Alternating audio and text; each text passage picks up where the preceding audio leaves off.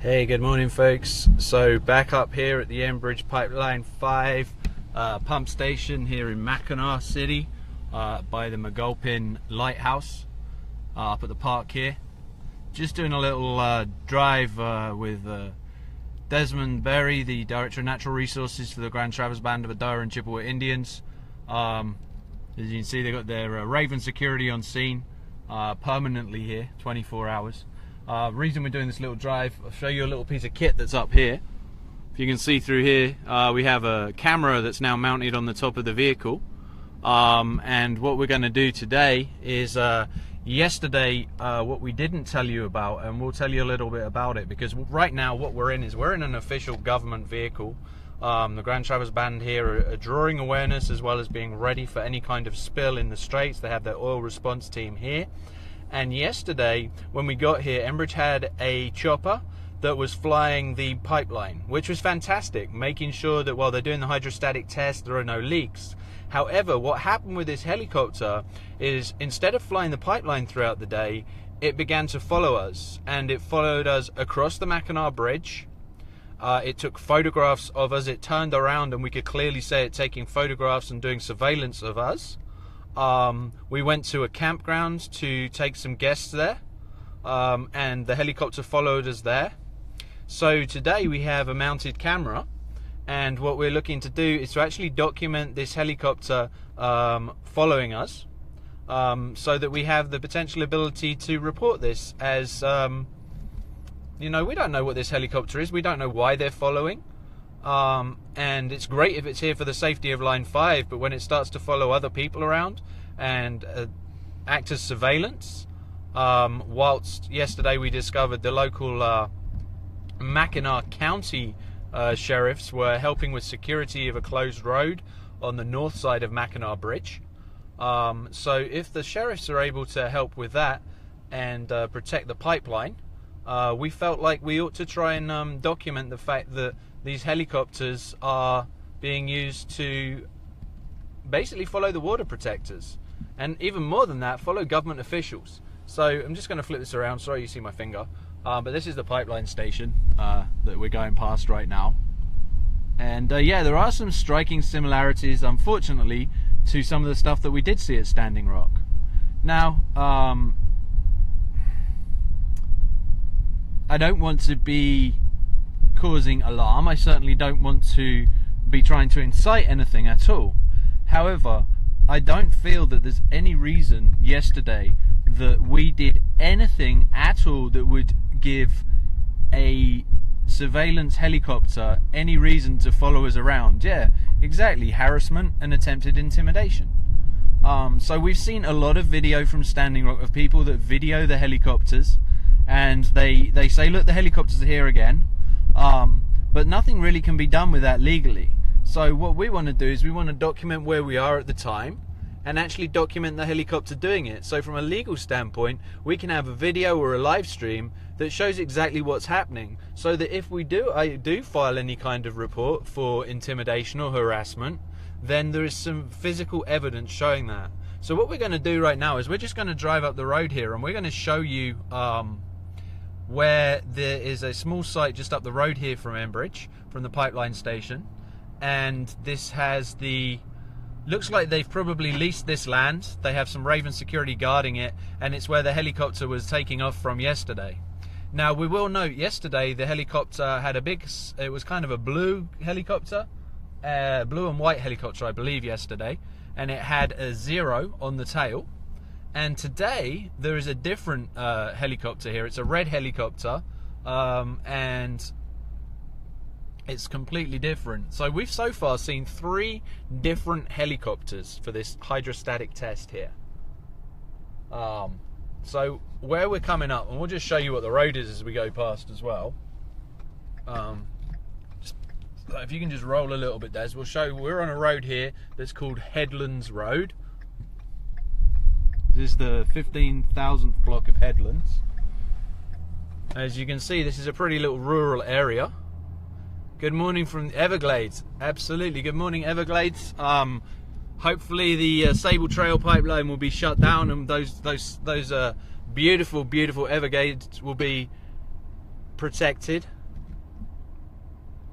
I know there's some amazing warriors down there. Some absolutely amazing elders down there as well, who I had the pleasure of meeting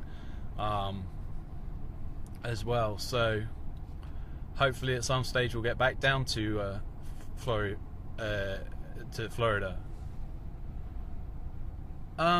Someone asked if I could see what I'm doing as being suspicious. No, but here, as you see, we come past this little site here on the side. I'm just going to show you.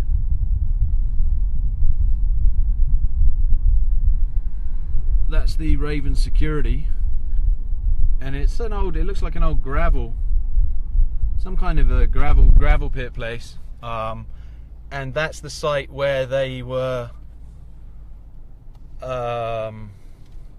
that's the site where they're flying the helicopter from. Now, we just got down here, personally, and one of the things was there were already people down at McGulpin, sorry, and what they were already doing was they were set up, there's a sign making day down here for people to make signs for the upcoming meeting on Monday, starting at 9 o'clock at Petoskey Middle School, and there were people down here making some signs for that meeting today. Now, we asked them, have you seen, has the helicopter been up in the air at all? And they said no. So the helicopter only seemed to go up in the air and start flying over the minute we arrived in the same vehicle we were in yesterday. Now, the vehicle that I'm being a guest in right now is an officially marked Grand Traverse Band government vehicle of the Department of Natural Resources. And maybe Des can speak a little bit to just to that, what the vehicle that you're driving, just so people understand. It's just a tribal vehicle that has tribal markings on it, so there's no question about it that it's a tribal government vehicle. I mean, it's very easily to see. It has markings on it, has the emblem. It says it's Grand Traverse Band.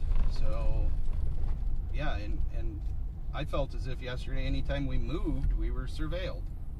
So today's going to be different. Like Kevin said, we have a camera mounted, and you know, if we get followed today, we're going to document it. If the helicopters are here for the Line 5 test, then why do they follow us in when we need to go to the grocery store to pick up something to put on the grill? Why do they follow us across the Mackinac Bridge? You know, the pipeline doesn't lay underneath the Mackinac Bridge. It's 4 miles or 3 miles to the east of the Mackinac Bridge. If we go down to the campground, which is miles away from here, why do they follow us there? We're not in the direct pipeline route, so it's just strange. I don't know, very strange. I've never been followed for any length of time for any purpose to my knowledge. So yeah, it was really strange yesterday. And when it was following, could you clearly see that it was flashing at the front where the camera was mounted to be taking pictures? Yeah, there was definitely some light or something bright coming off the front of it, because, you know, it would circle over us, hover over us, circle, and you'd see big flashes of bright light. I have to make sure there's no vehicles here. Yeah. And then, yeah, I don't know. It resembled a flash in a camera, but why would you need a flash in the daytime? Yeah. Not sure. So. But it wasn't constantly flashing. It was related to whatever it was doing, pointed at us. Yes, I would agree. Because when you saw it fly, it wasn't constantly flashing. Right. So it wasn't just a flashing light on there. So, but yeah, it followed every move we made. And, you know, we're not here to be a threat. That's the thing. We're not here to be a threat. You know, Grand Traverse Band is here because as a sovereign nation and as original caretakers of our Mother Earth and protectors of our water, you know, the elected leadership knows that this is our responsibility to protect this water.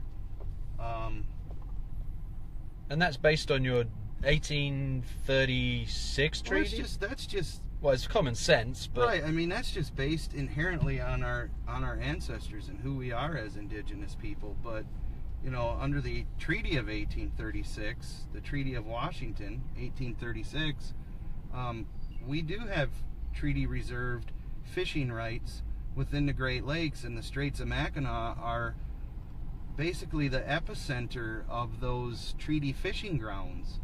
It's not just a way of life for our people and our tribal citizens that fish, but it's a business for them as well. That's how they make their living, and they employ other tribal citizens, and our fish gets sold globally. And this pipeline leaks, and not only does it destroy the water and the 40 million people that get their drinking water from the Great Lakes, but it devastates those fishing grounds, and that's something I don't think is being considered. And if it is being considered, it's not being considered to the degree that we as a sovereign nation feels it needs to be considered. We're one of 12 federally recognized tribes in the state of Michigan. We're one of 5 that have treaty reserve fishing rights right here in the Straits of Mackinac. And the state and the federal government and everyone else, Enbridge, are making decisions. And they're making decisions based upon our lives, but they're not involving us in those conversations. And that's the part that bothers me. We don't have a seat at the table. There is a Pipeline Safety Advisory Board, and they're going to decide the fate. Okay, they're going to decide the fate of Line 5. In probably very near future, they're going to decide that fate. But we're not invited to come and provide testimony there. If we want to provide testimony at these meetings, then we have to do it in a 3 or 5 minute window with the public. But we're a sovereign nation. For God's sakes, we have sovereign rights. We have rights to this water right here for fishing. Okay? And that's been guaranteed by treaty. Nobody seems to remember that, and so that's why we're here. That's why Grand Traverse Band Tribal Council made the decision they made to send myself up here, to send our team up here, to coordinate with other tribes. And, we know that there's not an approved response plan, okay, if there's an oil spill here in the Great Lakes, or rather when there's an oil spill in the Great Lakes, there's no federally approved response plan. The Coast Guard has said the best thing they could do is burn this, to burn the oil off. All right. The state police, everyone else who have talked about this, about Line 5 and being in this area, they've all come to the same conclusion, that there's no adequate response plan. There's no way to clean this up. So the tribes know this, and what we've decided to do is to place our vehicles here, because the least we can do is be ready, and if something does happen, to do our very best, even though we know our resources are very minimal compared to Enbridge and their contractors, compared to the United States Coast Guard. But somebody has to do something, man. You can't sit back on your hands and wait for government to do this, because we've been failed enough in the past. We have as Indian people, we have a long history of that. So we're not going to do that. There's too much at risk here. There's too much being jeopardized, and it's not just the money. If you want to talk about money, great. Enbridge supplies less than $25 million a year to the state of Michigan. The state of Michigan has agreed that our tourism industry alone, because of the Great Lakes, is $38 billion. The state of Michigan has also said our commercial and recreational fishery is worth $7 billion annually. So if you want to talk about money, great, we can talk about money. 25 million versus 43 billion? Doesn't take a mathematician to really figure that out. Absolutely, okay? None of this makes sense, and it makes some no people. sense. Yesterday when we were looking at where the Enbridge trucks were, we came across that company, Qualitech. Qualitech, I think it was called. And on looking to see who owned Qualitech, it was one of the richest families in America. You guys can check that out. And they work with pipeline companies. We aren't sure exactly what they're doing. They're going to be involved something to do with this testing process. We'd heard potentially there may be some kind of food dye put in to show if the hydrostatic test does have a leak underwater. So we surmise there's a good chance they could be involved in part of that process there. We're not 100% sure, but interested in finding that out. If anyone wants to do some research on that. I noticed that people said they don't like us doing this social media stuff. No, you're perfectly right. They absolutely hate this. So what I'd ask everyone to do is please share this to as many places as possible. Let me touch on that for a minute too, Kevin, you know, and for the viewers. They don't like us doing social media, and they don't like us doing social media because it's a tool. We can use this as a tool to show truth, okay? And show it as it's happening. Like right now, we're gonna go past this makeshift airfield for the helicopter again. So we can document that, we can show that, and they don't like that.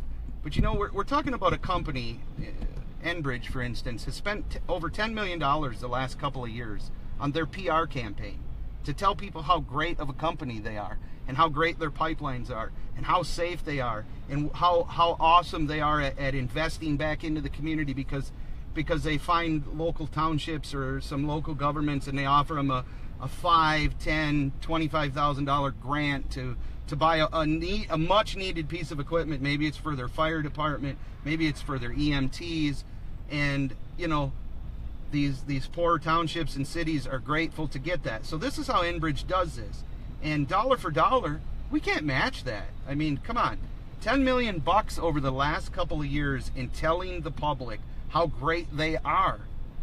Folks, there is nothing great about a 64-year-old pipeline moving 23.5 million gallons of oil over 4.5 miles of 95% of the United States fresh surface water. There's nothing great about that. So that's why they have to spend that kind of money. Okay, they have to spend that kind of money to convince the masses that this is critical energy infrastructure, number one, and that they are great at being safe, and they are great at giving back to the community. This is not critical energy infrastructure for the United States of America, and especially Michigan, because as near as we can tell, we only utilize about 5 to 15% of what flows through Line 5, and that's for propane, okay? There's alternatives to that. Yeah. You can shut the pipeline down in Rapid City or Rapid River in the Upper Peninsula, and you can still get all the propane you need for the Upper Peninsula.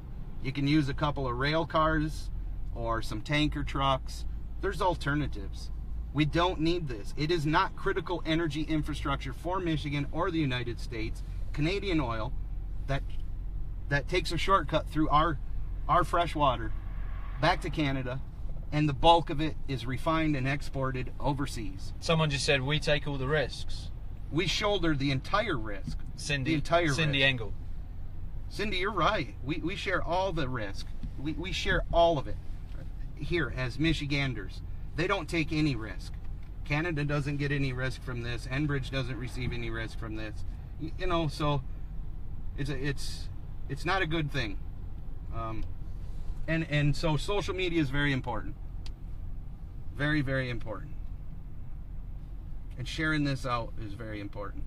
Getting the message out about who Enbridge really is important. Yeah, absolutely, and being aware of what's going on, being aware of the Pipeline Safety Advisory Board meeting tomorrow. If you can turn up for it, turn up for it. The Grand Traverse Band of Ottawa and Chippewa Indians have a 57-seater bus that they are paying for to take primarily tribal citizens who are going to be given a boxed lunch or a bagged lunch, and also a t-shirt to represent a Water Protectors sacred water symbol for that Des is wearing right here. So there's gonna be a lot of need for people to share that information out and let people know and share that meeting out, because almost everyone that talks about this is against it. There's a very few number of people making a huge amounts of money that are for it, and that's it. So we've just driven down the little road by here. We're going to jump out and I'm just going to show you where we are, because it's so beautiful. Spare me a second. No, don't send this to Truth Against the Machine, please.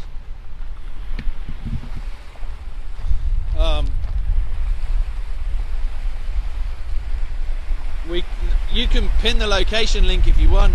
This is going to be the Mackinac Bridge.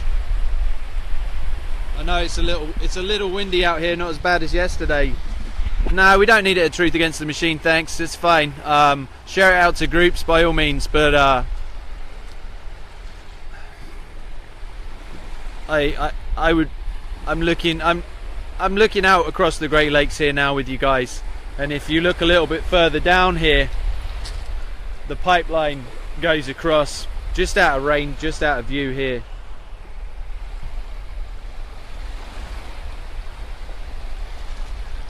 And I do want to debunk something that has been put out yesterday about this being a dangerous place to be right now because of the hydrostatic testing. No one's being put in danger here. There are no signs about not being able to be where we are. The road closure on the other side isn't for safety. The road closure on the other side that we will show you is regarding keeping this quiet. In order to do this, they're using, I think it's 350,000 gallons of water. They're building a huge water containment pit by the pump station on the north side, which is, if you look into the distance over here, just over, pretty much opposite us right now. That's where over the other side you're gonna have the other Enbridge pump station, and that's where, if you watched yesterday when we went across, they had the Mackinac County Sheriff sat with Raven security, and when we looked to walk down a public road that was said to have a road closed sign, but as a pedestrian looked to walk down it, was threatened with a warning for trespass. So we are going to spin over there again today and just show you, because it'll be very curious to see if the officer is still sat there with the security. And again, I'm going to show you, this is the vehicle. For those of you that don't know, please check out the Grand Traverse Band of Ottawa and Chippewa Indians. They have an official Facebook page. Please all go and like it. Everyone who listens to this, like it. Go to GTB official, because it's their official one, hyphen Protectors of Mother Earth, and that's their Facebook page. Please go to that. Someone put that in the comments. Link to that in the comments for us, please. GTB official hyphen Protectors of Mother Earth, and all of those, please go and like it. It's only got 1,200 likes, and these guys are really leading this fight against Line 5, and should have 25,000 likes, because people need to be going to this page and supporting, because there's a lot of work that's being done against a huge company who have so much money and power. And these guys are doing such a fantastic job that people need to go out and support that page, because there's going to be more and more coming from that page in the future, regarding Line 5, regarding Nestle, regarding all the issues affecting the Great Lakes. So go to that GTB official hyphen Protectors of Mother Earth page, and be sure to go ahead and like it. Follow it first. Because as much as I'm here showing this story, this isn't my story, this is their story. I want to be here to get this out, and I just am blessed to have a large media following, and you guys are awesome, and you do some amazing things. So Melinda, it's GTB official, the hyphen sign, Protectors. Perfect, Catherine. And there's a space between GTB, but you'll find it that way. Brilliant, thank you so much. So I just want the opportunity to use this 80,000 people on my Facebook to help grow this platform for them, so that they can have a huge following on there. Thank you, Wakapi. Much appreciated. And this hydrostatic test, just so you know, this pipeline, the majority of this pipeline is under the Great Lakes. No one is near the pressurized water that's going through it. It's quite different from an overland pipeline, and the Grand Traverse Band do have official contact with Enbridge. They've had consultation with Enbridge, so Enbridge have been keeping them in the loop as to regarding what's going on here, and they've given them information. The thing is, when we're looking at this based on the information that they've been given and based on what we're seeing, the two things look very different. So right now what we're trying to do is document some of the differences, And look and see, for example, the water that is being used for the hydrostatic test. Where is it coming from and where is it going to? How is that being cleaned? Is there a way to see how clean it is? Because the story that's being told, and from what we went and looked at yesterday, doesn't seem to be adding up. So we're going to keep you abreast of that. We're probably going to head over to the other side. I don't know when we're going to do that. Probably later on, huh? Yeah. So we'll come back later on and we're going to go and check out the other side where the road's closed. Wachokpi. Wachokpi? I hope. Yeah, Wachokpi. Okay, cool. I hope I got that right. I'm awful at pronouncing things, so I just say it's how the English pronounce it. I usually get away with that with other people, but I know it doesn't slide in this situation. And also, the Enbridge they have all these lines in Minnesota. There's a group here from Camp Turtle Island, and these guys have been fighting line 3, line previously known as 16B. There's a 67. Wachakpi knows more and more about that for sure. And this is all linked. These lines are all linked, and this is all about misuse of nature, which we all are, simply nature. And we haven't recognized that, and there are people that do, and their story needs to get out there, and people need to stand behind them. Not in front of them telling them how to do it, not next to them telling them how to do it, but behind them and supporting them in the way that they wish to be supported. So if they have a camp that's set up, fantastic, come to a camp. If they don't have a camp, and that's not something that they feel is what they want, then setting up a camp because you think it's the right way to go isn't necessarily helping. Now, Diane, I did see yesterday there was some talk about some orange chemicals that were put through in hydrostatic testing. I honestly don't know regarding this particular hydrostatic test. However, what I do know is we have spoke to a scientist who is pretty well versed in this. He's one of the experts in this field, and from his understanding of this test, the chemicals that were going into the pipeline were not posing any specific risk. So if he had known that there was, benzenes and stuff in there, then he wouldn't have made that statement. And for sure as well, yeah, share it to the flow page as well, Laura. Thank you, Laura Wettenberger. That's fantastic, and thanks for everyone that's sharing it.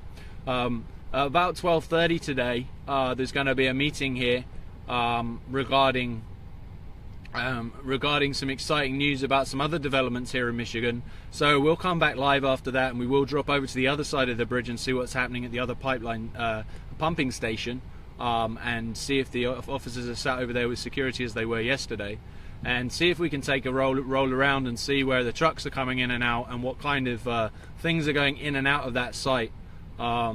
So thanks for joining. Please keep sharing this. Please go and like that page, and just thanks for being here and being part of this.